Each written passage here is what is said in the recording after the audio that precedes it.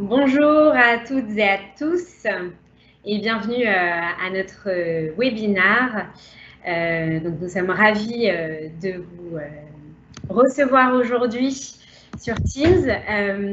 Ce soir, alors je suis accompagnée de mon collaborateur Édouard Allais, que vous allez voir dans quelques minutes et qui va se présenter. Mais pour l'heure, donc je laisse encore les personnes arriver pour parler ensemble des clés pour réussir votre entretien et valoriser vos compétences. Donc nous avons effectué ce webinaire en partenariat avec l'association Article 1, avec qui nous travaillons actuellement. Et donc, on est heureux de recevoir les étudiants et étudiantes qui se posent aujourd'hui des questions sur leur avenir professionnel et qui veulent avoir toutes les clés pour réussir un entretien. Donc, pour vous faire une présentation déjà de moi, et ensuite Édouard Allais se présentera également. Donc moi, je suis Farah Moussi. Je suis chez Hays depuis 2014, donc ça fait 6 ans que je suis consultante. Alors j'ai été consultante au tout début et puis aujourd'hui je suis responsable de division, donc j'encadre une équipe de consultants. Alors pour ma part, je suis spécialisée sur les métiers de la comptabilité et finance. Et je continue également en parallèle d'encadrer mes équipes, d'avoir aussi une activité en tant que consultante. Et c'est en ce sens aujourd'hui que je co-anime ce webinaire avec Édouard pour vous parler de nos expériences en tant que consultant et de notre expertise qu'on a pu voir sur le marché du travail et vous donner les best practices. Donc, je vais désormais passer la parole à Édouard qui va se présenter. Bonjour à tous. Alors, je ne sais pas si vous me voyez encore. Je suis donc Édouard Allais. Je suis très content d'être parmi vous ce soir, tout simplement parce que avec Farah, on travaille main dans la main avec l'association Article 1 comme elle vous le disait tout à l'heure, et très content de pouvoir justement vous accompagner sur ce qui est très important dans le lancement de la vie active, qui est l'entretien d'embauche. On sait que c'est pas évident et donc si on peut vous donner quelques tips et quelques astuces pour mieux le réussir, en tout cas on est très content d'être là avec vous ce soir. Alors moi je suis donc Édouard Allais, je suis directeur au sein du cabinet Hays. J'ai la grande chance de travailler avec Farah dans mes équipes sur les recrutements de tout type de profil, sur des structures complètement différentes, que c'est des petites PME comme des grands groupes. Et je suis chez Hays depuis maintenant 13 ans. Donc j'ai un peu d'expérience sur le recrutement et j'ai la chance d'avoir de nombreux consultants avec moi qui m'aident tous les jours à trouver les bons candidats pour les bonnes entreprises. Donc je suis très content encore une fois d'être avec vous et surtout n'hésitez pas à poser des questions lors du webinaire. Le plus intéressant c'est qu'il soit interactif. On aura de toute manière du temps à la fin de cette présentation pour revenir sur toutes les questions que vous avez. Il n'y a pas de mauvaises questions, de petites questions, on répondra à tout, donc n'hésitez surtout pas. Et puis, écoutez, j'espère que cette présentation vous sera très intéressante. Merci Édouard. Alors, on va commencer par vous introduire, vous expliquer qui nous sommes. Nous sommes un cabinet de recrutement international. Donc, nous sommes nés à Londres à la fin des années 50 et aujourd'hui, nous sommes présents sur 33 pays. En France, nous allons bientôt fêter nos 20 ans en 2021. Et aujourd'hui, on a 21 bureaux qui sont répartis sur plusieurs régions de France, donc sur les plus gros pôles d'activité.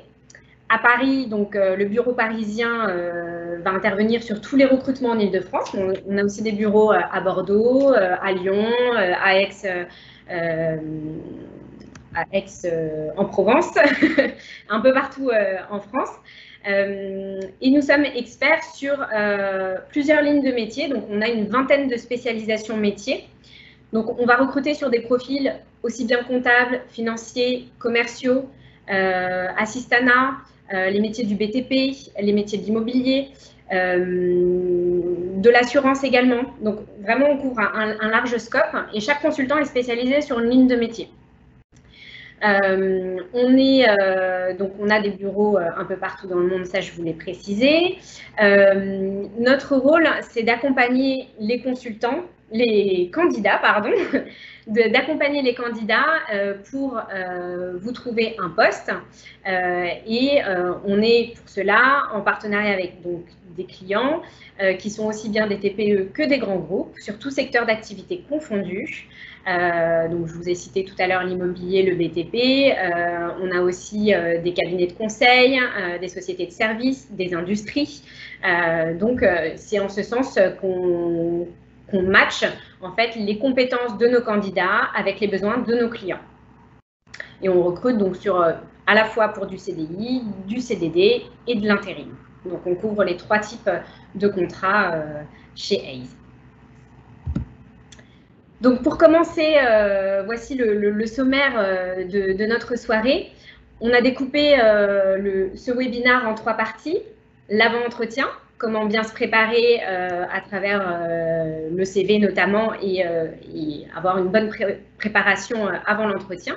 Pendant l'entretien, donc comment pratiquer l'écoute active, poser des bonnes questions, maîtriser l'entretien vidéo qui est de plus en plus en vogue en ce moment avec la situation actuelle. Donc, s'adapter aussi à des nouveaux paramètres lors des entretiens. Et puis, l'après-entretien, qui n'est pas à négliger. Donc, à travers l'email de remerciement et les relances qu'on est amené à faire. Donc, pour cette première partie, c'est Édouard qui va vous la présenter. Donc, je passe la parole. Alors, je vais juste mettre en lien la présentation. Hop. Alors, est-ce qu'on a un petit souci technique? Non, bien sûr, tout se passe bien. C'est parti. Voilà. Donc, oui, donc comme le disait Farah, nous allons tout d'abord nous intéresser à l'avant-entretien. Avant l'entretien, pourquoi? Qui dit avant-entretien dit bien évidemment que dans un premier temps, votre CV a fait mouche. Et oui, parce que, encore une fois, il ne faut pas oublier, donc je vais faire un petit point quand même très rapide sur comment faire un CV. Alors, ce n'est pas la question du jour, bien évidemment, mais qui dit entretien dit que le CV a été fait avec minutie, sans faute d'orthographe, avec des éléments clés, en tout cas un petit résumé de votre vie. Et ce qui est intéressant là-dedans, c'est qu'il faut prendre le CV comme quelque chose qui est fait pour vous découvrir. L'entretien arrive dans un second temps. Et lorsque le client ou le recruteur souhaite vous rencontrer, c'est qu'il a été tout d'abord intéressé par ce que vous avez écrit dans votre CV. Donc attention au CV, c'est très important de faire simple, de faire un résumé, c'est qu'un résumé de vos expériences. Alors encore une fois, peu importe l'expérience que nous avons, on peut trouver des choses à mettre dans son CV. Je sais qu'il y a beaucoup d'étudiants justement parmi nous ce soir et c'est pas grave, si on a peu d'expérience, on a toujours des jobs étudiants, on a toujours la possibilité de mettre aussi de l'associatif, du bénévolat à l'occasion, je sais pas, que ce soit de sportif, dans des associations sportives ou humanitaires. Bref, de montrer en tout cas, grâce au CV, ce qui peut être la force justement de votre tempérament et de ce que vous avez appris, bien évidemment, lors de vos études. Donc, c'était un petit rappel, mais je pense qu'il était très important de bien cibler, en tout cas, de faire un CV qui soit précis, concis et qui donne envie, bien évidemment, de vous voir. Une photo est sympa aussi sur un CV, ça permet aussi de personnaliser un petit peu qui on est. Le fait également d'y rajouter des éléments, un petit peu originaux, ça peut être intéressant, mais attention, ne pas sortir du cadre du CV, ça reste bien évidemment professionnel. Donc voilà pour le CV. Concernant la lettre de motivation, alors c'est pareil, selon en tout cas les secteurs d'activité dans lesquels vous allez travailler, une lettre de motivation peut être intéressante. Il y a des recruteurs, effectivement, ça reste un profil peut-être un peu plus de recruteurs traditionnels, des secteurs comme la banque, les cabinets d'avocats, où pour eux, il est très important justement de connaître vos motivations par une lettre manuscrite. Ça existe encore. Maintenant, on est quand même plus sur du mail, du rapide. Donc, un petit mail de présentation de motivation, ça peut être aussi le cas, quelquefois dans un process de recrutement, mais en tout cas, ce n'est plus systématique. La lettre de motivation est moins présente aujourd'hui qu'auparavant, mais il est possible en tout cas que dans certains process de recrutement, qu'il vous soit demandé justement de décrire vos motivations. Donc, pareil, dans la lettre de motivation, faites attention bien évidemment à votre écriture, les fautes d'orthographe, et je répète, c'est très important. Ça montre aussi le souci du détail et le fait de pouvoir justement vous relire avant de pouvoir envoyer vos motivations. Donc voilà, je voulais juste faire un petit parallèle avant de rentrer dans le vif du sujet. Mais en tout cas, si votre CV justement est bien écrit et qu'il a tapé dans l'œil du recruteur, c'est à ce moment-là qu'il va arriver justement l'étape de l'entretien et de l'avant-entretien. Alors, quand on dit avant-entretien, pourquoi c'est important? Pour moi, ça reste, je pense, l'étape, alors, je pense, la plus importante dans le processus, tout simplement parce que c'est justement ce qui va définir la suite des événements. Je m'explique, c'est que si vous préparez bien votre entretien, c'est ce qui va vous permettre justement d'arriver le jour J avec plus de sérénité, moins de stress, de pouvoir contrôler un petit peu tous les aspects qui peuvent arriver justement lorsqu'on rencontre pour la première fois une personne qu'on ne connaît pas. Tout ça, en fait, ça va vous aider, justement, cette étape va vous aider à vous sentir plus à l'aise et avoir plus confiance en vous. Quand je parle de bien se préparer, ça va être tout d'abord se renseigner. Alors, se renseigner, c'est se renseigner sur l'entreprise, bien évidemment, puisque même si vous postulez à beaucoup d'offres et que il est difficile quelquefois de s'y retrouver, la première chose que je vous demande, enfin en tout cas que je vous conseille de faire, c'est bien évidemment de faire un suivi des candidatures que vous envoyez. Il est très important en tout cas de tenir un reporting parce qu'on a tendance très rapidement à oublier chez qui on a envoyé tel CV, chez quelle personne, chez quelle entreprise on va passer un entretien. Et donc moi je vous conseille déjà de tenir un reporting Excel qui vous permet justement de faire un suivi de toutes les étapes et de là où vous en êtes sur chacune de vos candidatures. Ensuite, se renseigner, c'est se renseigner bien évidemment sur la structure, donc via Google, enfin bref, tous les sites internet que vous pouvez justement, sur lesquels vous pouvez surfer et trouver assez facilement des informations. Se renseigner sur la structure, c'est pas uniquement apprendre des chiffres par cœur. Attention, là encore une fois, ce qu'on va vous donner comme tips avec Farah, c'est tout sauf du par cœur. C'est de faire en sorte, en tout cas, d'anticiper toutes les problématiques qui peuvent justement surgir lors de l'entretien. Mais encore une fois, se renseigner sur la structure, ça va être plus de prendre les éléments clés, le secteur d'activité, savoir peut-être si dans cette structure, il y a eu, je ne sais pas moi, une activité particulière. Peut-être que vous pouvez avoir aussi sur les réseaux sociaux pas mal d'informations, même sur Instagram, justement de suivre la structure pour voir un petit peu qu'est-ce qu'ils présentent en termes d'intégration des candidats ou en termes de valeurs, de culture, d'entreprise. Tout ça, c'est des choses qui vont vous permettre aussi de mieux appréhender justement l'entretien avec la personne, avec le recruteur. Donc se renseigner, c'est se renseigner donc, sur l'entreprise, mais c'est également se renseigner aussi sur la personne que vous allez rencontrer. Ça, c'est très important aussi de vous dire que vous ne pouvez pas arriver le jour J sans connaître la personne qui va vous rencontrer. Alors, comment la connaître? Encore une fois, c'est assez simple aujourd'hui, ça a été plus difficile auparavant, mais connaître la personne, c'est justement d'aller sur LinkedIn, de regarder un petit peu le profil de la personne justement qui va vous rencontrer, savoir d'où elle vient. Est-ce qu'elle a le même cursus que vous? Est-ce qu'elle a peut-être fait une école que vous avez justement la même école que vous? Ou peut-être que vous avez des relations en commun? Tout ça, c'est des choses qui peuvent vous permettre justement d'avoir quelques billes, quelques tips avant justement pour savoir à qui vous avez affaire. Vous avez bien évidemment un réseau social qui vous permet de faire tout ça, qui est LinkedIn, qui est l'étape obligatoire justement pour la présentation, pour aller se renseigner. LinkedIn, sachez que, encore une fois, sans avoir de compte premium, sans avoir justement à utiliser justement des crédits sur cette plateforme, vous pouvez avoir plein d'informations. Donc moi, je vous conseille vivement, en tout cas, pour bien préparer son entretien, de commencer vraiment à se renseigner sur la structure, l'environnement de la structure, et ensuite d'aller plus précisément sur la personne qui va vous rencontrer et avec laquelle vous allez justement échanger pendant peut-être une petite heure sur qui vous êtes et les raisons, en tout cas, de vos motivations pour le poste. Donc voilà, pour moi, c'est l'étape vraiment la plus importante. Et encore une fois, je dis souvent que l'entretien, c'est quelque chose, c'est un moment qui est forcément stressant pour tout le monde. Il n'y a pas de... il y a des amis qui vous diront non, mais moi les entretiens, j'y arrive bien, c'est facile, etc. Ça n'existe pas. Les entretiens, de toute manière, de nature, ce qui est compliqué, c'est de rencontrer une personne et de rentrer non pas sur un mode interrogatoire, mais plus sur un mode d'échange.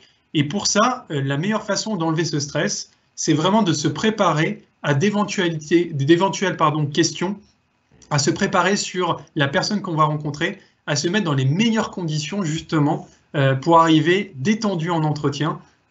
C'est pour moi la meilleure chose à faire. Donc bien préparer son entretien, c'est une étape obligatoire et c'est ce qui va faire justement le bon déroulement des choses par la suite. Maintenant, laisser la parole à Farah qui va vous présenter justement, une fois la présentation, une fois la bonne préparation que vous avez eue justement sur les différents éléments qu'on vient de voir, le plus important va être bien évidemment le moment de l'entretien et je laisse Farah prendre la suite. Merci Edouard. Je me reconnecte. Hop. Et normalement, vous devez voir la suite. Donc, pendant l'entretien.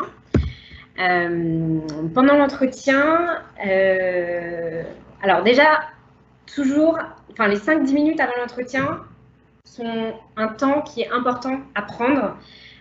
Donc, soyez en avance pour vos entretiens, pas trop en avance. 5-10 minutes, c'est le temps parfait pour arriver dans les locaux, saluer l'hôtesse d'accueil, l'hôte d'accueil qui va vous faire attendre en salle d'attente. C'est le moment aussi d'observer, de vous familiariser avec les locaux, d'observer les personnes qui passent devant vous, qui vont, les personnes de la société qui vont passer devant vous vont vous dire bonjour. Ça permet aussi de prendre un petit peu la température et de savoir dans quel environnement vous êtes. Ça a aussi une fonction où ça va vous déstresser. Ne pas arriver pile poil à l'heure en train de courir dans les transports, c'est aussi prendre le temps en amont de préparer le trajet, d'être sûr d'arriver les 10 minutes avant, de prendre le temps pour souffler un petit peu et de faire aussi quelques exercices de respiration juste avant l'entretien. Ça a aussi des fonctions calmantes et apaisantes pour les plus stressés d'entre vous. Lorsque vous arrivez en salle d'entretien, en général, un hôte ou une hôtesse vous ouvre la porte de la salle d'entretien. Le conseil que je peux vous donner, c'est de rester debout.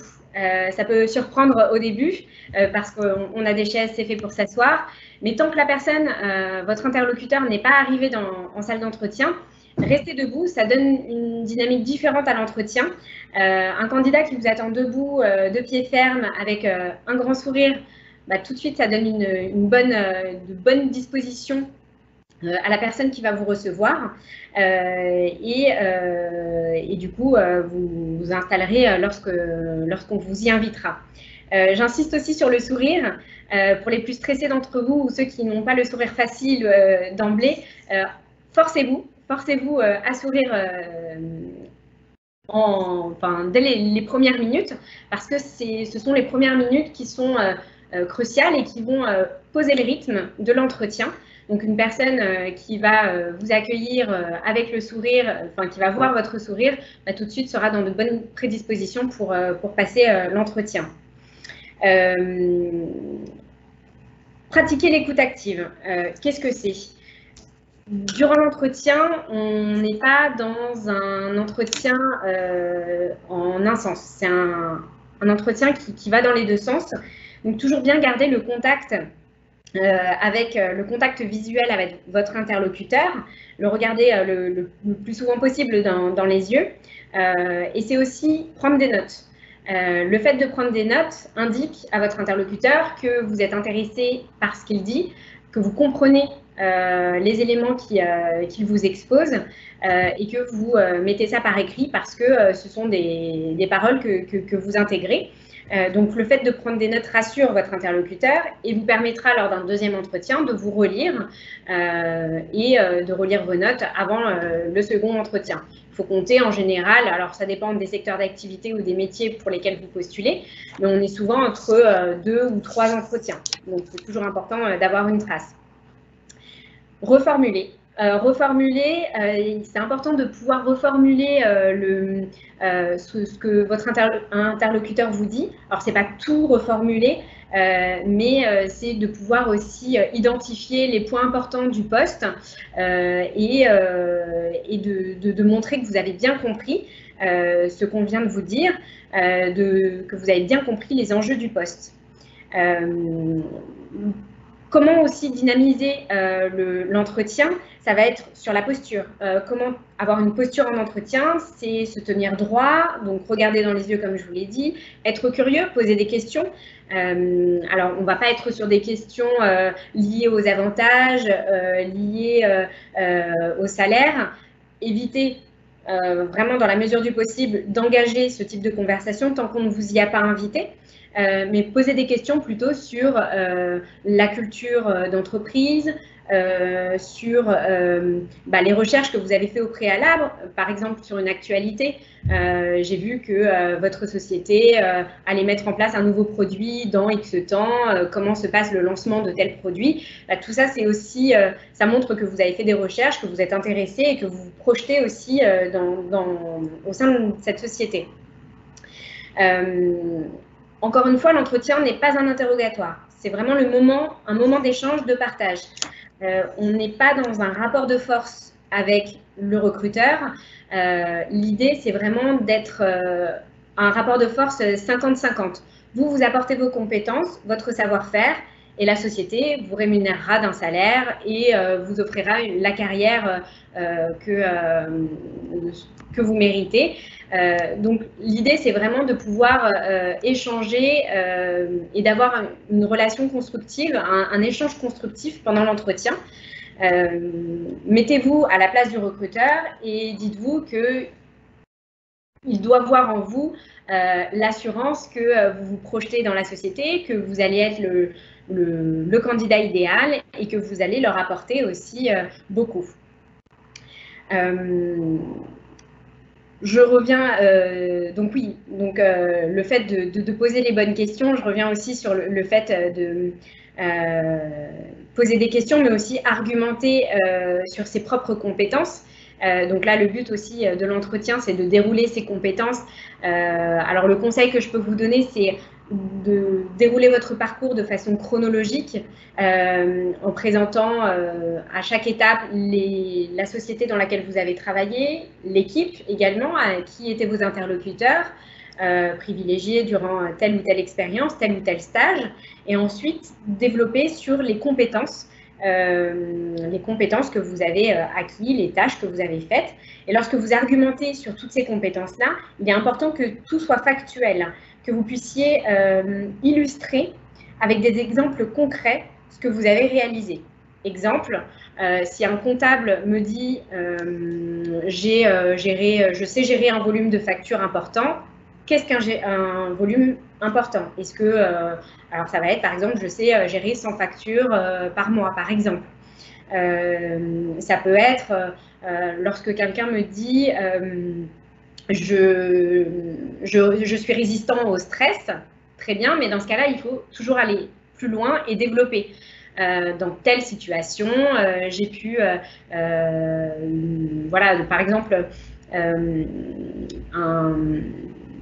vous pouvez dire, j'essaie de trouver un exemple concret, mais ça peut être, par exemple, j'ai pu gérer en l'espace d'une semaine un lancement de produit qui, normalement, aurait dû mettre un mois. Et pour cela, je suis allée en contact de plusieurs personnes dans la société pour rassembler un maximum d'informations. J'ai mobilisé tant de monde pour m'accompagner et j'ai réussi à faire ce lancement de produit en une semaine.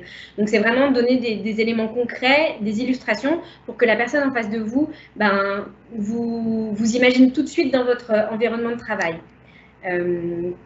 Donc, ça, c'est vraiment quelque chose d'important. C'est aussi le moment pendant l'entretien de révéler sa personnalité. On ne va pas se baser que sur des compétences ou sur des tâches que vous avez réalisées. On n'est pas des machines, on est des personnes. Et c'est important de pouvoir révéler sa personnalité.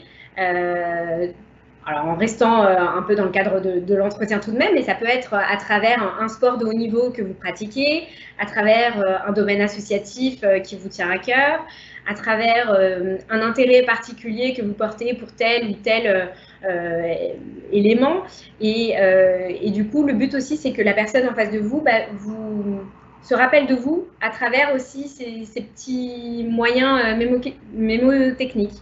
Donc, et ça peut aussi, l'idée, c'est aussi que vous puissiez appuyer vos compétences à travers tout votre savoir-être, à travers qui vous êtes réellement. Donc, ne pas oublier que le moment de l'entretien, c'est aussi le moyen de révéler sa personnalité et de vous positionner du coup sur le poste en question en ce sens. Je passe ensuite sur la maîtrise de l'entretien vidéo. Donc, l'entretien vidéo est de plus en plus utilisé depuis ces derniers mois. Et ce qui est important de savoir, c'est que l'entretien vidéo n'est pas un demi-entretien. C'est un entretien à part entière et des recrutements se font maintenant uniquement par vidéo. Ça existe, on a des clients qui recrutent exclusivement par vidéo. Donc, il est important aussi de bien se préparer.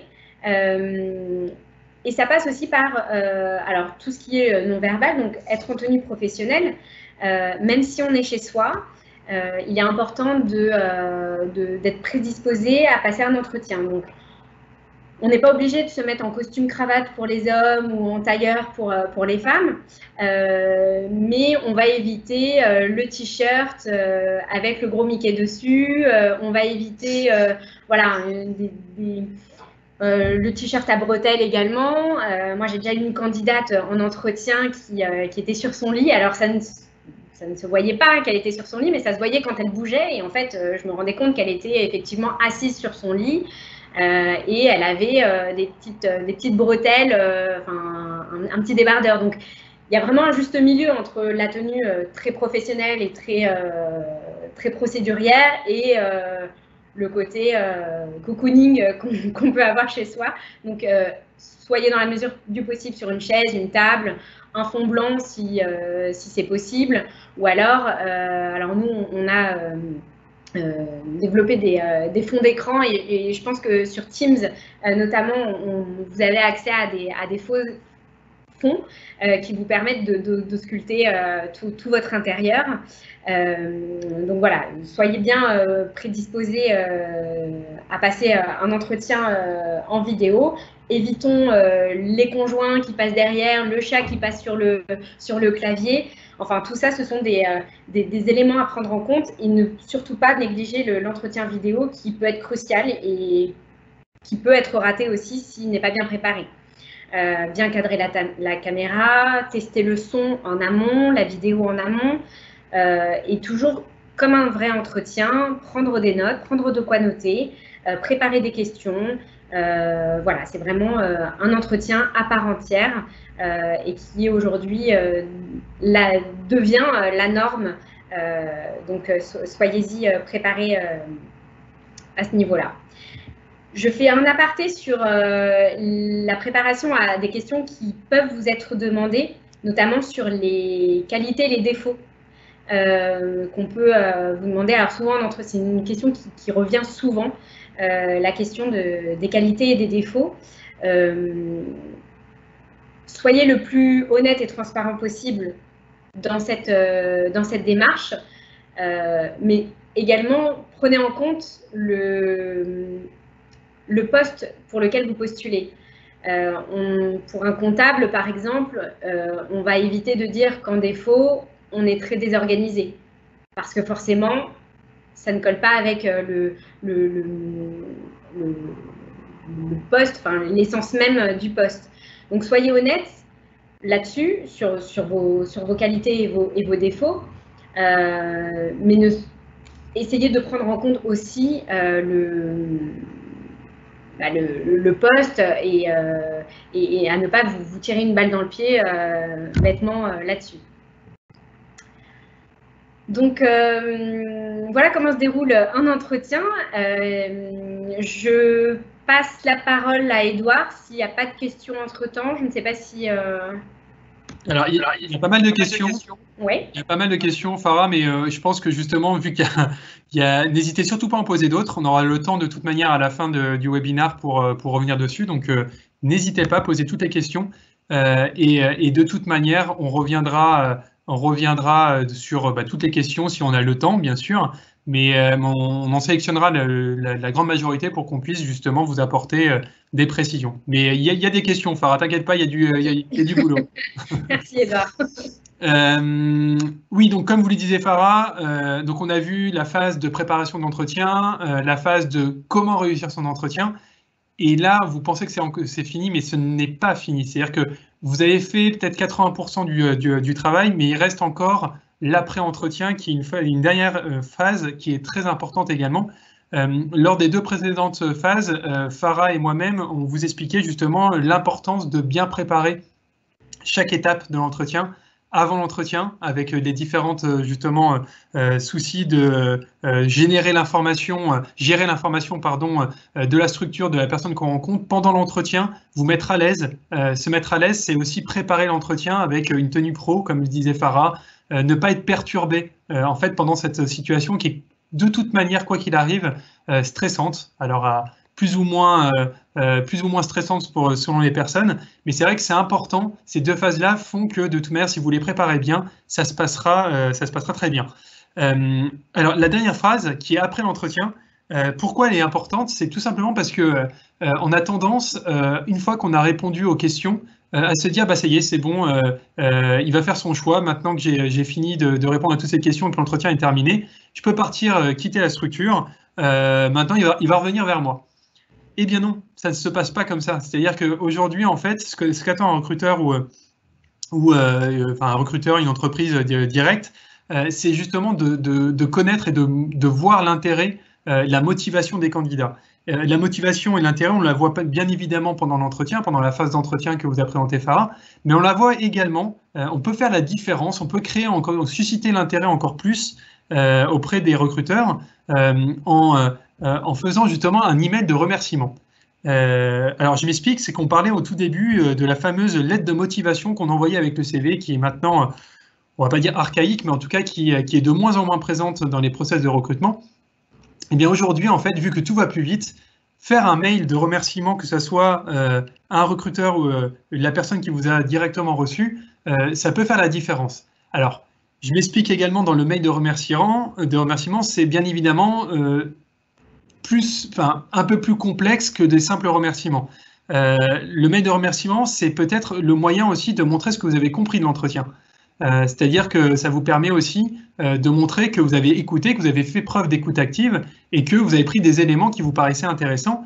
Et peut-être que votre interlocuteur, pendant l'entretien, vous a parlé de, justement, en fonction du poste, de points très, très, très, très importants à leurs yeux, que ce soit en termes de valeurs, de soft skills ou alors tout simplement de choses à savoir au sein de l'équipe, de l'intégration, du management. Tout ça sont autant d'éléments qui vont vous permettre justement, grâce aux notes que vous avez prises, de faire un mail de remerciement qui va montrer justement, qui va mettre en valeur ce que vous avez compris de l'entretien, ce que vous avez compris du poste et de ce qu'on attend de vous, justement, si vous étiez amené à intégrer la structure. Ça, c'est des choses qui sont très importantes et que vous pouvez mettre lors de cet email de remerciement. Donc, profitez-en pour remercier la personne et également de montrer ce que vous avez compris du poste et enfin, de montrer votre motivation. Puisque, encore une fois, la lettre de motivation sert moins au début, elle va plus être intéressante à la fin et elle est remplacée par cet email de remerciement dans la plupart des process. C'est quelque chose qui est beaucoup plus facile à écrire, beaucoup plus personnalisable, beaucoup plus rapide. C'est un mail, c'est pas un courrier. Il n'y a pas de cher monsieur, chère madame. C'est encore une fois, c'est d'aller relativement droit au but. Donc de ne pas faire des mails à rallonge, ça n'a aucun intérêt. Mais quelquefois, de faire un petit mail de remerciement de quelques lignes peut justement mettre votre candidature en haut de la pile. Parce que bien évidemment, il y a d'autres candidats qui sont intéressés par le poste, il y a d'autres candidats qui sont reçus. Et c'est d'ailleurs pendant l'entretien que vous pouvez aussi demander où ils en sont. Puisque, encore une fois, comme le précisait Farah, ce n'est pas un interrogatoire. C'est que ça va dans les deux sens, c'est win-win. Et ça, je pense que c'est très important de le rappeler, c'est que l'entretien vous permet aussi à vous d'avoir des informations, de demander justement comment est le management, de commander. C'est plein de choses en tout cas, c'est un échange avec la personne. Et ce mail de remerciement à la fin va justement attirer, susciter l'intérêt en tout cas du recruteur. Et donc c'est très très important. C'est d'autant plus important aujourd'hui de le faire pour peut-être se démarquer de d'autres candidatures. Alors, la deuxième question, c'est quand relancer? Puisque une candidature, oui, on a été reçu en entretien, on a fait 1, 2, 3, 4 entretiens, mais la connaissance du process de recrutement va vous permettre justement de savoir quand est-ce que vous pouvez relancer une candidature. Et ça, c'est pour ça que c'est important de bien poser les questions lors de l'entretien. Quand relancer, il n'y a pas de bonne ou mauvaise relance à un moment donné ou pas. C'est que moi, je vous conseille vraiment de faire un email de remerciement le plus rapidement possible. Alors, quand je dis rapide, ça ne veut pas dire justement d'être trop rapide et de faire des fautes d'orthographe ou checker bien vos mails avant de l'envoyer. Ça, c'est très important. Profitez-en, profitez justement, par exemple, d'un consultant comme Farah ou comme moi pour justement vous guider et vous accompagner dans le mail de remerciement. Ça, c'est quelque chose qui peut être très mal interprété s'il est bourré de fautes ou si, malheureusement, il ne rentre pas dans les codes d'un point de vue professionnel. Donc, surtout, faites-le assez rapidement. Moi, je le fais généralement, ce que je conseille à mes candidats, c'est de le faire en sortant d'entretien, de revenir, on va dire de reprendre son calme après tant d'émotions partagées pendant l'entretien et de faire en fait un petit résumé, une petite to-do list de tout ce que vous avez appris pendant cet entretien, de savoir déjà de vous poser la question, est-ce que je suis intéressé par le poste? Parce que je pense que c'est déjà le plus important. Ne pas faire de mail de motivation en tout cas, si jamais vous n'êtes pas intéressé par le poste. Mais voilà, c'est de prendre le temps pour bien se poser après ces émotions et ensuite de faire un mail. Donc généralement, on fait un retour dans les 24 heures. Moi, je trouve que plus il est fait rapidement, plus ça montre aussi votre intérêt pour le poste. Et ensuite, quand relancer votre candidature, ça, c'est toujours la même chose. C'est une très bonne question, mais ça dépend vraiment du processus de recrutement que vous avez avec une structure. Donc ça peut être, encore une fois, ça peut être quelques jours après si la personne avait l'air très pressée, comme ça peut être une semaine après. Il n'y a pas vraiment de règles, mais en tout cas, une chose est sûre, c'est que en fonction des métiers, il est aussi demandé d'être persévérant et de montrer justement son intérêt. Et qui dit relancer justement sa candidature montre aussi, plus vous allez relancer, plus vous allez être pris aussi au sérieux pour votre candidature. Alors attention, relancer ne veut pas dire harceler, c'est toujours la même chose. Il faut trouver le juste équilibre et c'est ça qui est difficile, mais c'est ça aussi les relations humaines. C'est-à-dire qu'en fonction de la personne que vous allez rencontrer en entretien, vous allez ressentir aussi si vous avez besoin de relancer la personne au bout de 3 jours, une fois, 2 fois, 3 fois. Généralement, quand vous relancez une fois, c'est déjà suffisant. Ça montre déjà votre intérêt et attendez à ce moment-là que la personne reprenne contact avec vous. Mais en tout cas, voilà, le mail de remerciement après l'entretien, c'est quelque chose que je vous conseille vraiment vivement de faire lors de vos process de recrutement. Et quand relancer, ça dépend vraiment, c'est vraiment du cas par cas. Donc voilà pourquoi je voulais intervenir sur cette phase d'après-entretien. Dernière chose, avant de conclure, c'est que l'après-entretien, c'est aussi lorsque vous sortez de la salle d'entretien. Et je pense que c'est important aussi, comme le disait Farah, l'entretien, c'est un moment où vous allez montrer vos compétences, certes techniques, professionnelles, mais également vos savoir-être et toutes les soft skills que vous pouvez avoir. Une bonne poignée de main en rentrant, une bonne poignée de main en sortant, c'est quelque chose aussi qui montre comment vous allez vous souvenir de la personne. Donc c'est important aussi de bien clôturer un entretien. De la même manière, je vous encourage vivement de bien penser à toutes les personnes que vous allez croiser dans l'entreprise. Puisque chaque personne que vous croisez dans l'entreprise est une personne potentielle qui va parler justement de votre candidature en disant bah tiens, j'ai vu un candidat, il m'a pas dit bonjour. Ça, c'est très important aussi. C'est de soigner sa présentation à partir du moment où vous allez commencer à rentrer dans la structure jusqu'au moment où vous allez en sortir et même après être sorti de la structure. Ne pas prendre son téléphone juste devant la structure en disant « Ah oui, j'ai été reçu, c'est bon, c'est gagné ». Non, prenez le temps de marcher, faites le vide, allez un peu plus loin. Vous ne savez pas qui peut être devant la structure, peut-être un salarié en train de fumer une cigarette ou en train d'échanger avec un client. Vous ne savez pas qui vous rencontrez. Donc c'est toujours important de ne pas faire profil bas, bien finir l'entretien avec une bonne poignée de main, un beau sourire comme le disait Farah, mais surtout, prenez le temps de décompresser quelques minutes après, un peu loin des locaux pour être sûr de ne pas interférer avec des gens qui pourraient justement être préjudiciables pour votre candidature. Ça, c'est très important et je voulais revenir dessus parce que je sais que Farah en a parlé un petit peu, mais je pense que c'est très, très important de bien clôturer un entretien. On se souvient généralement des premières secondes d'entretien, mais également des dernières secondes. Donc, pour avoir une bonne impression, bien évidemment, il faut réussir son entretien, mais surtout de laisser une dernière bonne impression, ça marche toujours très bien. Donc, faites bien attention à cette étape de l'entretien. Pour finir, alors bien évidemment, n'hésitez toujours pas à poser toutes les questions que vous avez.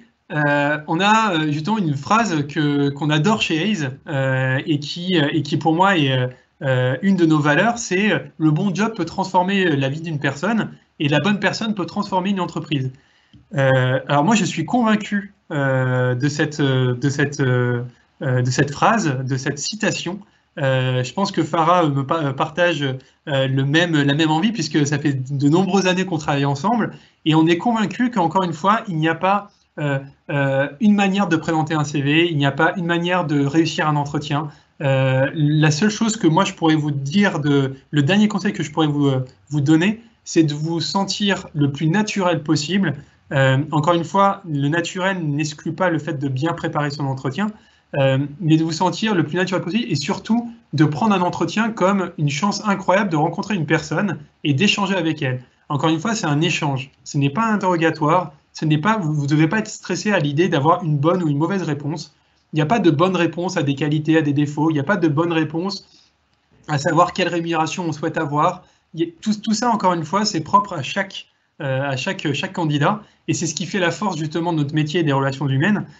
Donc le bon job peut transformer la vie d'une personne, c'est une certitude. Un nombre important de candidats nous ont appelés, Farah, moi et d'autres consultants, pour nous remercier justement d'avoir en partie changé un petit peu leur vie grâce à une structure, grâce à une personne, un manager. Et tout ça, c'est ce qui fait notre métier très enrichissant.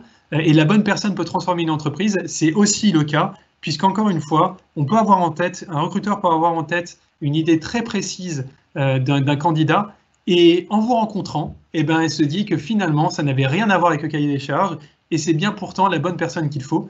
Donc encore une fois, il n'y a pas de mauvaise ou bonne manière de présenter ses compétences, il faut juste bien les préparer.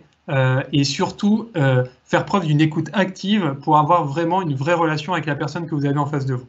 Voilà le dernier conseil que je vous donnerai pour réussir votre entretien. Farah, je ne sais pas si tu voulais conclure peut-être sur autre chose ou... Alors, du coup, j'ai un écho, je ne sais pas si vous m'entendez bien. Si, on vous entend. Farah, c'est bon, on s'entend. Ok, nickel. Alors, vous avez... excusez-moi, moi j'entends mon écho, alors je vais remettre mon casque. Alors là juste en attendant Farah, je vous ai mis justement nos deux adresses, nos deux liens, adresse mail et lien LinkedIn, pour que vous puissiez justement échanger avec nous. Donc n'hésitez surtout pas, LinkedIn est un excellent moyen pour pouvoir véhiculer justement, se créer un vrai réseau. Et d'ailleurs, après un entretien, moi je vous conseille vivement justement d'aller sur LinkedIn et d'inviter la personne puisque vous avez une première relation avec elle lors de cet entretien. Donc, c'est toujours sympa de pouvoir voir que la personne pense à vous après l'entretien et de créer justement un réseau, que vous soyez pris ou pas pris d'ailleurs sur le poste, peu importe. Le but, c'est aussi de détendre son réseau et qui dit peut-être que le poste n'est pas fait pour vous aujourd'hui, mais peut-être que ce même contact pensera à vous d'ici quelques semaines ou quelques mois. Ça nous est déjà arrivé plusieurs fois aussi avec des candidats qui n'avaient pas justement réussi leur premier entretien et qui finalement avaient gardé des contacts avec nos clients et qui, quelques mois plus tard, ont eu la chance d'avoir un appel du client leur disant qu'ils avaient peut-être un deuxième poste à leur proposer. Donc toujours entretenez votre réseau LinkedIn, c'est très important. Farah, tu nous écoutes? Oui, je vous entends. Bon, nickel. Oui. Alors, on va passer maintenant aux questions-réponses, puisque identifié plusieurs questions tout aussi intéressantes les unes que les autres. Alors, je vais commencer par une question. Et puis, on essaiera d'avancer au maximum. Si on n'a pas le temps de tout couvrir, n'hésitez pas, comme l'a dit Edouard, à nous envoyer des emails et on y répondra avec plaisir. Donc là, j'ai une question sur la photo.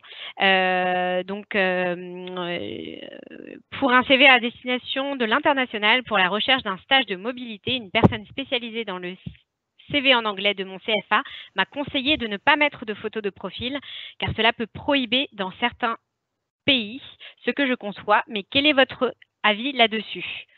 Edouard, est-ce que tu veux y répondre? Mais bien sûr. Ouais. Merci Farah. Présentatrice. Alors, qui pose cette question déjà? Ah, c'est un anonyme, Anonymous. Ah ben alors, Anonymous, c'est bien, enchanté. Alors, la question, en fait, pour être très franc avec vous, la question de la photo, en fait, ça va dépendre de beaucoup de choses. Ça va dépendre effectivement peut-être des pays, des cultures, puisqu'on a des manières de recruter qui sont différentes d'un pays à un autre. On a une culture anglo-saxonne qui est complètement différente de notre culture franco-française.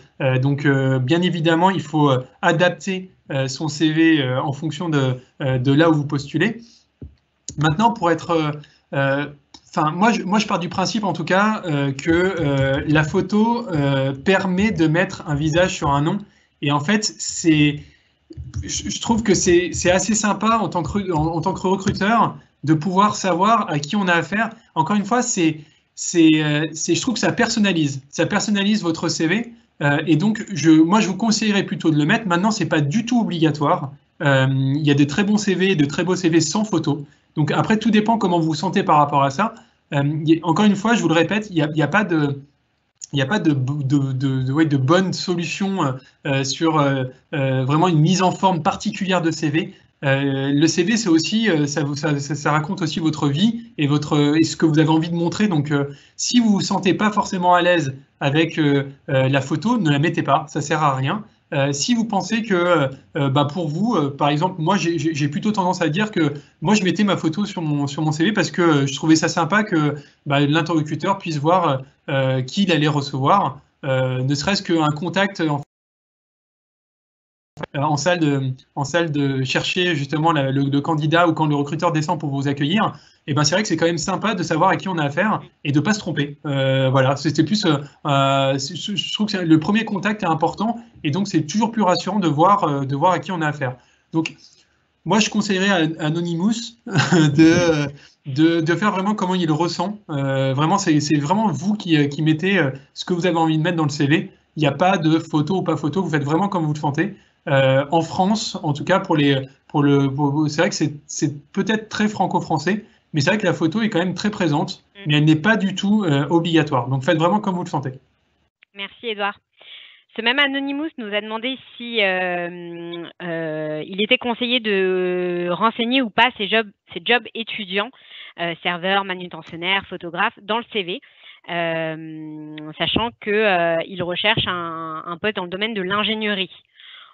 Bon, là, clairement, à moins que ça fasse une ligne sur le CV, effectivement, ça n'apporte pas beaucoup à votre CV. Donc, libre à vous de le mettre ou non, mais que ça ne prenne pas plus d'une ligne sur un CV, parce que c'est pas forcément ce type de compétences qu'on veut mettre en amont. Alors c'est vrai, ouais. Moi je suis d'accord avec toi, Farah. Et puis encore une fois, c'est que, après votre CV, si vous n'avez pas beaucoup d'expérience et que vous vous lancez dans la vie active, encore une fois, il ne faut pas non plus rougir de ce que vous avez fait. C'est-à-dire que il faut mettre des expériences le plus possible en adéquation avec le poste que vous recherchez. Et par contre, de rajouter quelques alors, je ne vais pas dire originalité, mais marquer peut-être la différence sur des choses qui vous ont paru importantes, que ce soit de la participation, comme je disais, dans des compétitions sportives ou encore peut-être dans l'associatif ou je ne sais pas, d'autres choses qui vous permettent aussi d'avoir des sujets de discussion lors de l'entretien. et qui peut-être vous rapprocher aussi de la personne qui vous reçoit.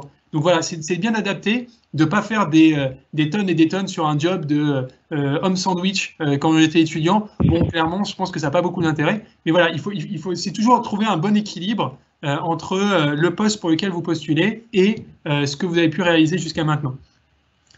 Il y a une question, Farah, qui me paraissait très intéressante aussi. Alors, il y en a quand même beaucoup, donc je ne sais pas si on pourra répondre à tout. Mais il y a une question sur, si je ne dis pas de bêtises, sur le salaire, sur la question de la rémunération, justement, en entretien, si je ne dis pas de bêtises. Voilà, comment négocier son salaire lorsqu'on est jeune diplômé? Est-ce que Farah, tu as des petits tips justement à donner? Alors, oui. C'est Tracy, si je ne dis pas de bêtises, c'est Tracy qui nous envoie ça. Effectivement. Alors, c'est vrai que quand on est jeune diplômé, on ne sait pas trop comment se positionner sur le marché. Alors, la première chose que je vous conseille de faire, c'est de vous rendre sur les sites, alors tels que l'APEC par exemple, ou sur ACE.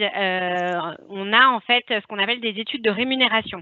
Donc, ça vous aide déjà à connaître un peu l'état du marché et de savoir sur quelle fourchette de rémunération vous allez vous positionner. Donc ça, ce sont des études qui sont gratuites. Vous pouvez également demander conseil à des consultants en recrutement. Nous, on le fait quotidiennement pour les jeunes diplômés. Donc l'intérêt aussi d'échanger avec un consultant, c'est que lui a une vision globale du marché du travail sur le métier en question et pourra vous aiguiller là-dessus. Pour tout ce qui est rémunération, alors soit vous pouvez partir sur une fourchette de salaire et vous dire que donc d'une fois que vous avez été voir l'état du marché sur les rémunérations, ce que vous pouvez y prétendre, c'est se donner une fourchette de salaire en dessous de laquelle vous ne descendriez pas. Par exemple, un jeune... alors, je prends toujours l'exemple du comptable parce que je recrute des comptables et des contrôleurs de gestion, donc c'est plus parlant pour moi. Mais par exemple, un jeune comptable sorti de BTS, ça va être entre du 23 000 et 27 000 brut annuel. Donc, on parle toujours en brut annuel en entretien. Et ça va être sur cette fourchette-là. Après, en fonction du poste, en fonction de la société, des avantages de rémunération, ça peut varier effectivement d'environ 5K, 5 000 € brut annuel. Donc, ne pas avoir peur de négocier son salaire en entretien, enfin, c'est une chose tout à fait normale de parler salaire. Alors, je sais qu'en France aussi, on peut être un peu penser être pudique sur la question de la rémunération. C'est tout à fait normal de parler de salaire puisque votre rôle, c'est de vendre vos compétences. On achète vos compétences à travers un salaire qu'on va vous payer. Donc, c'est comme si vous alliez acheter une baguette de pain. Là, on achète vos compétences. Donc, le but, c'est aussi d'être clair là-dessus et il n'y a pas de tabou à avoir par rapport à ça. En revanche, il est important, et ça, je reviens dessus, c'est de ne pas initier la question du salaire en entretien, mais bien d'attendre qu'on vous pose la question pour pouvoir ensuite négocier là-dessus. Et ça fera aussi l'objet du prochain webinaire, donc je fais un teasing, mais du coup, on aura un deuxième webinaire vraiment consacré sur le salaire. Top, merci Farah. Merci pour la... Il y a plein de questions. J'en ai noté une d'Alice. Alors, bonsoir, merci pour ce webinaire. Merci Alice, c'est sympa. Au début de l'entretien, les recruteurs peuvent demander de se présenter en quelques mots ou minutes. Qu'attendent-ils exactement? Quelle est la limite de cette présentation? Alors, Alice, déjà, il y a une chose qui est sûre, c'est que le recruteur n'attend rien de particulier. C'est-à-dire que ne commencez pas à être... Parce qu'on a tendance, justement, en entretien, à devenir quelquefois un peu parano en se disant mais attends, s'il me pose cette question, ça veut dire qu'il attend. En fait, encore une fois, c'est que chaque personne va répondre différemment. Donc, le but, c'est de mieux vous connaître. Donc, qu'attend-il exactement? C'est de savoir, c'est justement de vous connaître, Alice. C'est de se dire, mais comment vous pouvez vous présenter en quelques mots, en quelques minutes? C'est de savoir déjà d'une, si vous avez préparé aussi préparer votre présentation. Peut-être que vous avez fait cet exercice-là, et donc c'est de montrer aussi que vous n'arrivez pas les mains dans la poche à cet entretien. La deuxième chose, c'est aussi, ça peut montrer aussi pour certains postes, ça dépend également à quel poste vous souhaitez postuler, mais au final, ça peut être aussi un moyen de regarder si vous êtes concise dans ce que vous dites, si vous êtes précise, si vous êtes capable justement de résumer votre vie en quelques mots, c'est hyper compliqué. Et encore une fois, ça permet aussi de connaître la personne, savoir si elle fait preuve d'originalité, savoir, encore une fois, quels mots vous utilisez, votre niveau d'expression, savoir si vous êtes plutôt à l'aise à l'oral. Encore une fois, ça dépend de pas mal de choses et ça dépend aussi surtout d'ailleurs, dans l'environnement dans lequel vous travaillez, en tout cas vous allez travailler. Donc, on n'attend pas particulièrement de réponse, il n'y a pas de réponse exacte à ça, mais c'est vrai que c'est une question qui revient souvent en entretien sur, oui, en quelques mots, qui vous êtes, ou si vous étiez un animal, lequel seriez-vous? Bon, je vous rassure, ça n'arrive pas souvent ça, mais encore une fois, peu importe, c'est une manière en fait de savoir comment vous allez répondre à cette question, et il n'y a pas de bonne réponse, encore une fois. Parce que de savoir si je suis plutôt un dauphin ou un cheval, on s'en fiche un peu. Le tout, c'est de savoir pourquoi je dis ça. Et peut-être de ressortir des traits de caractère justement dans votre présentation. Le fait de se présenter de manière vraiment très succincte, bah, peut-être que on va se dire, tiens, peut-être qu'elle est un peu réservée et peut-être un peu stressée pendant l'entretien. Peut-être que je veux la mettre à l'aise aussi. C'est de se dire, voilà, si je vois qu'elle est un peu stressée, ben, finalement, je vais réussir à la mettre à l'aise. C'est pas une épreuve, ça doit pas être une épreuve, un entretien. Ça va être un moment justement de partage, encore une fois. Donc, Alice, pour répondre à votre question, il n'y a pas de, il y a vraiment pas de bonne réponse. Sincèrement, il n'y a pas de bonne réponse. Il peut y avoir 1000 choses qu'on peut voir là-dedans, de 1000 manières différentes de voir les choses, en tout cas. Et quelle est la limite de cette présentation? Bah, la limite serait justement de savoir si il y a une réponse, une seule et une bonne réponse. Bah, ça serait la limite pour moi. Parce que, encore une fois, peu importe ce que vous répondez, à partir du moment où vous êtes convaincu de ce que vous dites et que ça va dans le même sens du poste et de l'entretien que vous avez avec la personne devant vous. J'espère que j'ai pu répondre à votre question, Alice. En tout cas, n'hésitez pas à nous solliciter, comme l'a dit Farah, par mail, si jamais c'est pas assez précis. Mais en tout cas, il ne faut pas que vous ayez peur de ces questions un peu test, qui sont encore une fois des bons moments. Si vous les préparez, c'est des bons moments. Merci, Edouard. J'ai une question d'une personne, donc toujours un Anonymous, qui est en reconversion professionnelle, donc qui suit actuellement un bachelor double cursus commerce et développement durable. Ma dernière expérience, c'était comme gérant d'un salon de coiffure à Paris. Je suis brésilien et j'ai remarqué que la conversion professionnelle n'est pas tout à fait bien vue en France. Est-ce que j'ai tort? Alors, en France, on se bat avec beaucoup de préjugés, beaucoup de freins, et c'est tout un challenge. C'est un parcours du combattant pour passer des entretiens et pour être recruté. Là, j'ai envie de vous dire que votre challenge à vous, ça va être justement de convaincre votre interlocuteur que vous êtes la bonne personne pour ce poste-là. Vous faites des études dans le domaine du commerce et du développement durable. Vous allez sûrement faire un ou plusieurs stages dans ce domaine et vous serez tout aussi légitime pour atteindre le poste que vous souhaitez dans ce domaine-là. Donc, ne partez pas avec des a priori là-dessus. Et j'ai même envie de vous dire que souvent, c'est aussi une marque d'une force de caractère que de faire, d'avoir une reconversion professionnelle. Ça montre aussi que vous êtes capable de vous remettre en question, de tout relancer sur le tapis et de partir sur de nouvelles bases. Donc, à vous de convaincre en entretien que vous êtes motivé et que vous êtes capable d'aller chercher un nouveau challenge, et tout se passera très bien. Il y a de plus en plus, faut le savoir, aujourd'hui, on va changer en moyenne 7 fois de poste dans une vie professionnelle. Donc, 7 secteurs d'activité, 7 métiers différents. Ça devient la norme aujourd'hui et donc il n'y a pas d'inquiétude à avoir par rapport à ça.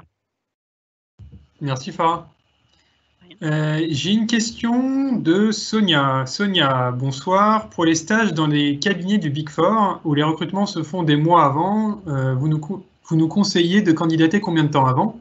Et avons-nous plus de chances d'avoir un entretien si nous envoyons notre CV et lettre de motivation plusieurs fois? Merci d'avance. Alors Sonia, bonsoir. Alors, la question est pertinente puisque, encore une fois, que ce soit pour les Big Four que pour d'autres structures, c'est vrai que quelquefois c'est très compliqué de trouver des stages, et en tout cas des stages intéressants, et plus tôt on s'y prend, mieux c'est.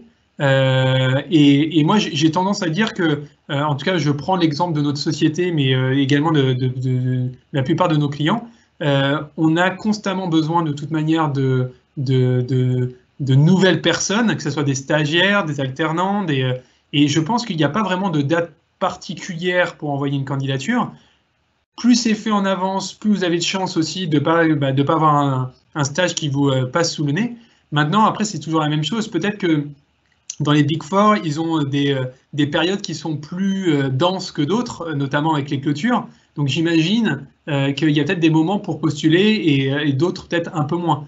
Si vous arrivez en clôture au bilan de fin d'année et que vous avez toutes les personnes qui sont overbookées, il est possible peut-être que les RH aient besoin d'anticiper ce type de période et que quelques semaines ou quelques mois avant, c'est vrai que votre candidature peut faire peut-être plus mouche qu'en plein milieu d'un closing ou d'un bilan de fin d'année. Donc il faut bien évidemment penser également aux personnes qui reçoivent votre candidature. Puisque, encore une fois, elles recrutent certainement des stagiaires, mais elles ne font pas que ça. C'est-à-dire que les RH ont énormément de sujets, ils n'ont pas que le recrutement d'ailleurs, mais ont énormément de sujets et quelquefois ont beaucoup de recrutements plus ou moins stratégiques. C'est pour ça qu'il ne faut pas penser que votre candidature est forcément à la poubelle quand vous n'avez pas de retour tout de suite. Ça, c'est important de l'avoir en tête et de se mettre toujours à la place de la personne qui reçoit votre candidature. Donc moi, pour les Big Four en tout cas, Sonia, moi je vous conseillerais de bien vous renseigner sur les moments justement propices peut-être à avoir un peu plus de temps pour considérer votre candidature. Donc, éviter les bilans, tout ce qui est bilan, les bilans de fin d'année, au bilan les situations intermédiaires. Ça, c'est la première chose. Après, votre deuxième question était sur est-ce qu'on a plus de chances d'envoyer plusieurs fois CV, lettre de motivation? Alors, je vais vous dire, d'un point de vue comptable, on pourrait penser que oui. Maintenant, encore une fois, c'est toujours trouver le bon équilibre. C'est-à-dire le bon équilibre entre l'envie et le côté peut-être qui peut être considéré comme alors, harcèlement ou en tout cas qui peut devenir énervant pour les recruteurs. Il y a toujours un juste équilibre à tenir. Et moi, j'ai une meilleure solution, Sonia, si je peux me permettre, c'est que bien évidemment, vous pouvez l'envoyer plusieurs fois, pas trop de fois, mais également peut-être utiliser d'autres canaux. Peut-être que justement d'utiliser LinkedIn aujourd'hui peut vous permettre peut-être d'avancer plus rapidement sur votre recrutement, sur votre candidature en tant que stagiaire, que par exemple un simple mail. Peut-être qu'une lettre de motivation, effectivement, avec une originalité ou quelque chose qui se démarque, peut aussi attirer l'intérêt. N'oubliez pas que vous n'êtes pas la seule candidature et vous le savez. Ce qui fait que pour justement avoir votre candidature en haut de la pile, il faut justement se démarquer. Et se démarquer, c'est d'être quelquefois un peu plus malin que l'autre. Et être un peu plus malin, c'est pas uniquement d'envoyer plusieurs fois le même CV. C'est de trouver d'autres canaux. Et les réseaux sociaux, encore une fois, LinkedIn, peut-être une connaissance aussi, une personne qui travaille au sein d'un Big Four, les anciens de votre école. Les anciens de votre école peuvent peut-être vous renseigner sur qui recrute au sein d'un Big Four. Un Big Four, c'est quand même des sociétés qui ont des centaines et voire des milliers plutôt de salariés. Donc je pense qu'on peut tout de suite avoir une connexion, on peut trouver en cherchant une connexion qui vous permette justement, Sonia, d'avoir un peu plus de chances de réussite dans le fait que votre candidature soit bien évidemment ouverte à temps. Donc voilà moi ce que je vous conseillerais. Merci Edouard. J'ai alors une question de Katerina qui demande on me demande souvent où j'en suis dans mes candidatures en entretien, ainsi que le nom des entreprises, postes, etc. Cette question me met mal à l'aise. Une astuce pour se libérer de ce sentiment d'intrusion. Alors moi ma question c'est pourquoi ça vous met mal à l'aise. Il n'y a pas il y a pas de honte ou de encore une fois, pas de tabou sur vos autres recherches. Il est totalement normal pour un candidat d'avoir plusieurs pistes en même temps. Et l'idée du recruteur, c'est de savoir où vous en êtes dans vos process de recrutement, de savoir si eux doivent se positionner peut-être plus rapidement que prévu, s'ils ont apprécié votre candidature et qu'ils savent que vous avez passé d'autres entretiens en parallèle. Donc, ça peut avoir aussi une fonction de faire mousser un peu votre candidature que de répondre honnêtement sur les process que vous avez en cours. Si cette question vous met vraiment mal à l'aise et auquel cas vous ne voulez vraiment pas répondre sur vos autres process, vous pouvez aussi rester assez vague quant à la réponse et de donner simplement des éléments tels que j'ai eu 2 entretiens dans une société industrielle par exemple et j'attends encore des retours sur cet entretien par exemple. Donc voilà, il n'y a pas de... Si une question vous met vraiment mal à l'aise, n'hésitez pas à rester plutôt assez vague dans la réponse.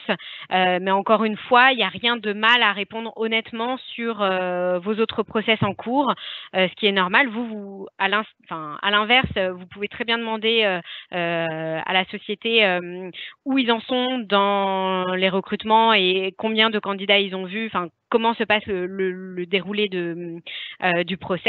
Donc, au même titre, ils demanderont la même chose vous concernant. Top, merci Farah pour cette réponse. J'ai une autre question, alors une question de la part de Julien qui nous dit donc bonsoir. Donc tout d'abord, merci pour ce webinaire. J'ai eu la chance de faire un stage dans une grande multinationale française. Je suis resté en contact avec mes anciens collègues, mais les responsables ont rapidement changé. Comment reprendre contact et postuler dans un ancien service et quelle stratégie adopter? Merci par avance. Écoutez, Julien, je pense que là, vous avez déjà une énorme chance, c'est que vous connaissez des gens qui travaillent directement dans cette structure et vous connaissez la culture d'entreprise de cette société puisque vous avez eu la chance de faire un stage. Donc, moi, techniquement, enfin en tout cas, ce que je vous conseille en termes de stratégie, c'est déjà de penser à la cooptation. Puisque si vous avez des gens justement à l'intérieur de la structure qui vous connaissent, avec lesquels vous avez gardé le lien, ces mêmes personnes peuvent être vos meilleurs espions et peuvent justement appuyer votre candidature, je pense, facilement auprès de leurs responsables. Donc ça, c'est la première chose. Moi, je me renseignerai auprès de ces anciens collègues en leur expliquant que vous avez envie de travailler de revenir parmi eux parce que vous aimez bien le poste, la structure, l'environnement de travail, etc. Et ensuite, de leur demander de l'aide, tout simplement, parce que je vous dis, il n'y a pas mieux qu'une belle cooptation au sein d'une structure. D'autant plus que vous avez déjà travaillé au sein de cette structure. Alors après, tout dépend comment s'est passé le stage. Est-ce que ça vous a plu? Est-ce que vous avez eu un bon contact, des bonnes relations avec votre maître de stage, même si ce dernier n'est pas là? Il ne faut pas oublier une chose, les sociétés gardent des dossiers justement aux ressources humaines. Les ressources humaines, généralement, savent qui est passé ou pas dans une structure. Elles se souviennent des gens qui étaient en relation justement à ce moment-là. Donc tout ça, c'est des choses aussi, ça peut être une vraie force. Si vous maîtrisez bien justement à quelle personne relancer et à qui vous devez justement appuyer votre candidature, encore une fois, ils se souviendront de vous, c'est une certitude. Donc moi, vraiment, la stratégie que je vous conseille de faire, c'est de passer, mais bien évidemment, par vos collègues. Encore une fois, si vous vous entendez bien avec eux, c'est la meilleure solution. Ensuite, de postuler aux personnes, si jamais ils vous donnent les noms des contacts, je pense qu'il n'y aura pas de problème pour qu'ils vous donnent des contacts, en tout cas des nouveaux managers, d'expliquer votre situation, que vous connaissez l'équipe, que vous avez fait un stage auparavant qui s'était très bien passé, et pareil, d'exprimer vos motivations. Là, votre CV va avoir, je pense, moins d'impact. Alors, pas moins, parce qu'il y aura quand même votre stage dans la structure, mais il aura autant d'impact que le mail de motivation ou la lettre de motivation que vous allez envoyer. Je pense que là, dans le cas précis, Julien, vous pouvez très clairement montrer vos motivations grâce à ce mail ou cette lettre et justement gagner votre poste. Mais en tout cas, vous avez vraiment passé par les anciens collègues, les cooptations, c'est ce qu'il y a de mieux, ça marche tout le temps. Merci Edouard. On a envie de répondre à toutes les questions. Oui. J'en ai encore une là. Une question de Myriam. Bonsoir Myriam. qui nous dit donc « Bonsoir et merci pour votre présentation hyper inspirante. Merci beaucoup. Est-ce que vous pensez que pendant un entretien digital, on peut se permettre de partager son écran quand on évoque un document produit? Exemple, visuel, rapport. » J'ai tendance à dire, faites attention au partage. Alors, un partage, oui, s'il est vraiment bien maîtrisé. Ça peut avoir fonction aussi de perdre l'interlocuteur, enfin de perdre le fil de l'entretien. Le fait de ne plus vous avoir en écran et d'avoir un document à la place peut aussi perdre, et on peut se perdre un petit peu dans les explications, etc. Donc le but, c'est de garder le contact et que l'entretien reste dynamique. Si vraiment vous ne pouvez pas vous passer de présenter ce document et que dans le cadre de vos fonctions, c'est vraiment quelque chose de primordial, faites-le, à condition de bien maîtriser les envois de documents, de maîtriser tout l'ensemble du document, du titre du document, faire en sorte que il n'y ait pas de notes à droite à gauche qui se perdent et qui se glissent dans le document. Enfin, voilà, ça reste un risque. Donc, soyez faites le plus simple possible. C'est déjà pas facile de passer des entretiens en visio, en vidéo. Donc, maîtrisez bien déjà l'entretien vidéo avant de partager des documents. Merci Farah. Alors encore une fois, il y a vraiment plein de questions, donc merci pour votre participation. Alors on ne pourra pas répondre à tout malheureusement. Là j'ai une question de Anonymous encore. Comment préparer sa candidature quand la principale motivation est bien plus le lieu, un pays étranger, que les missions spécifiques du poste? Alors, c'est une bonne question. Je pense que ça nous est tous arrivé de vouloir soit un stage à l'étranger ou un poste à l'étranger ou ailleurs d'ailleurs, d'être plus intéressé par rejoindre un ancien d'école ou être intéressé par une culture différente. Peu importe les motivations, il ne faut pas oublier quand même que lorsque vous postulez justement à une offre, vous postulez avant tout à un poste. Et encore une fois, c'est que même si l'envie de connaître une nouvelle culture, là en l'occurrence un pays étranger ou une nouvelle vie ou une nouvelle, voilà, d'être hyper ouvert et avoir envie de découvrir quelque chose, ça ne suffit pas et ça ne peut pas en tout cas suffire pour avoir le poste. Donc comment faire?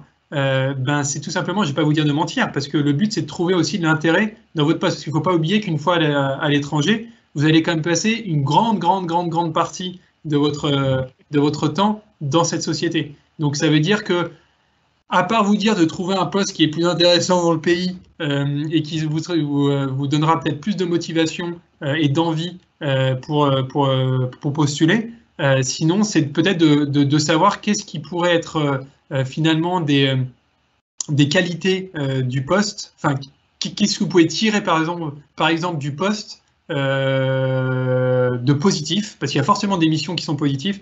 Vous ne pouvez pas faire un poste qui soit que horrible. Il y a forcément des choses que vous pouvez en tirer, et c'est de tirer justement de ces quelques qualités, quelques missions, d'en tirer justement le meilleur et de vendre ça justement à l'interlocuteur que vous avez en face. Mais en tout cas, sachez vraiment que c'est très important, parce que c'est vrai qu'on a reçu plusieurs fois des gens qui sont peut-être plus intéressés à l'idée d'intégrer une structure ou d'intégrer un nouveau pays que d'intégrer le poste. Mais le plus important, encore une fois, pour le recruteur, c'est que même si c'est important d'être ouvert d'esprit, il faut bien évidemment montrer sa motivation pour le poste en tant que tel.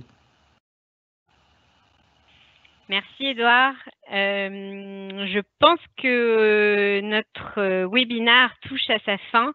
On n'aura pas malheureusement la chance de répondre à toutes les questions, mais encore une fois, n'hésitez pas, si on n'a pas balayé votre question, à nous la poser par mail, et on y répondra avec grand plaisir. En tout cas, vous avez été nombreux à nous écrire, et merci de votre intérêt durant ce webinaire. Pour répondre à une dernière question, vous retrouverez le webinaire en replay sur notre site ace.fr, ainsi que sur les réseaux. donc LinkedIn, Instagram également. Donc, vous pourrez y avoir accès et revoir notre webinaire. Voilà. Et encore une fois, si vous avez des questions, on y répondra avec grand plaisir par mail. Donc, notez bien dans l'objet du mail webinaire pour qu'on puisse y répondre rapidement. Eh bien, à mon tour de vous remercier en tout cas pour toutes ces questions. C'était très agréable en tout cas pour Farah et moi de pouvoir vous donner quelques tips pour justement mieux réussir vos entretiens et mieux vendre ses compétences. De toute manière, on aura l'occasion de se revoir lors d'un prochain webinaire. Le prochain webinaire, Farah, il me semble que c'est à la fin du mois, non? C'est ça? Ouais, c'est un lundi, alors c'est, je crois, le 23 novembre. Donc fin du mois, nous allons nous revoir. Donc n'hésitez surtout pas, on sera très content de pouvoir répondre également au maximum de questions que vous pouvez avoir. Et alors, est-ce que tu peux en avant-première répéter justement le thème de notre prochain webinaire, Farah? Oui, bien sûr. Alors, ce sera sur toutes les questions liées au salaire et comment négocier son salaire en entretien. Donc, d'ailleurs, il y avait une question, il y avait, Ouais. je crois, plusieurs questions sur Ouais. sur ce sujet. Donc, on sera très content de vous accueillir de nouveau, en tout cas pour un prochain webinaire. Encore merci pour votre attention. J'espère que on a pu vous aider par quelques petits tips. En tout cas, n'hésitez pas à nous envoyer des mails si vous avez d'autres questions. Sinon, écoutez, prenez soin de vous pendant cette période. Et puis, je vous dis à très vite. À très bientôt. Merci, au revoir tout le monde. Au revoir.